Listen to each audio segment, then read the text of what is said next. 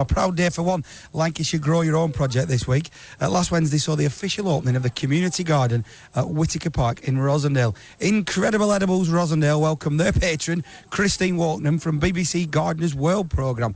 I caught up with Christine once she'd undertaken the opening ceremony and had a good look round. I think it's fantastic. I mean, just the atmosphere within the park as you come in, let alone looking at the crops. I mean, great raised beds, lovely crops, healthy crops that are doing obviously very well. But it's the people and the atmosphere, isn't it? I think that really, the spirit here, that's what hit you through. You come through the gate. It's like, the community feel. It's like a community getting back together, isn't it? Well, it's like a fete. I mean, it's lovely. I mean, it's terrific to come back and see people engaging with gardening in a way that we haven't for many, many years. And you're a local, not too far from here, a local girl. Rishton. Yeah, can you imagine at Rishton having this perhaps in the years to come? Oh, I could, yeah. I mean, the old turrets and places like that, they could run with this. I mean, the park, we could, you could have acres in the park in Rishton. Could we ploughing up cricket grounds and getting spuds in next? Who knows where we could end? I think that might be a problem. It might be a problem. Now, you get all around the world looking at gardens, yes, don't you? Yeah, I do, yeah. You've had some of my favourite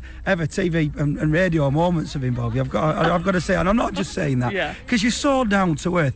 Is that, do you think your Lancashire upbringing just comes to the fore? Absolutely. I mean, if you're a northerner, you're a northerner, aren't you? You've got your feet on the ground and you know where you are and you know where you're going. And I think that comes through all the time. And, and I also think it grounds you. I mean, being a northerner is a really strong thing. And I think even if you move away, as I have, it's still there.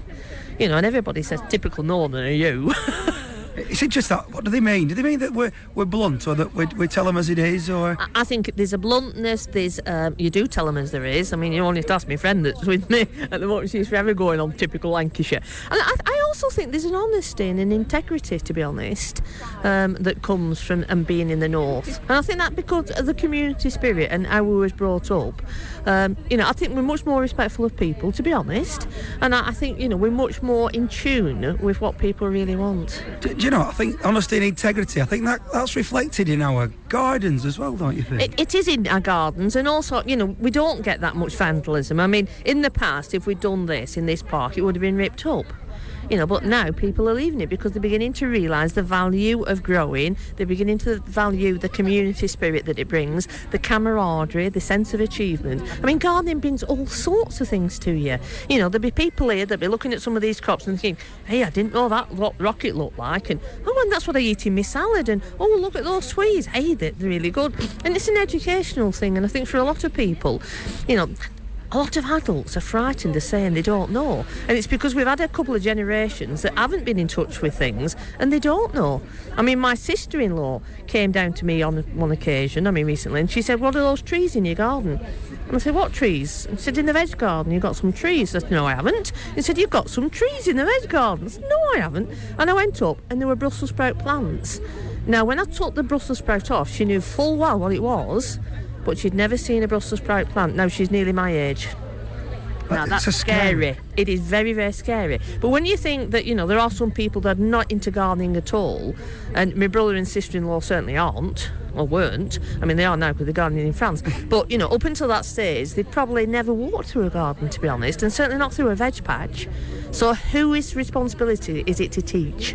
It's a big question. It's a big question, and I guess that little projects that start small like this, like Incredible Edibles Rosendale, it's maybe not their responsibility, but they're doing a blinking good job of it. I think they're doing a fantastic job, and from little acorns, mighty oak trees grow, and you can be guaranteed, not that somebody will tell you this, but there'll be one person that visit here today that'll go home and will start, and there's probably more than one person, but I bet there's at least one, if not more, and that's what you're sowing is not only crops, you're sowing ideas and you're sowing inspiration, and that's what you're sowing and growing with Incredible, And is that the reason why you become patron then of the Incredible Edibles Rosendale? I think that the reasons were that it's like Yorkshire, Lancashire, but I get involved with a lot of Yorkshire growers as well. But I think it's the northern spirit of coming back, sense of community, people gardening again, and I think it's great with young people because if you encourage that, somebody had to show me.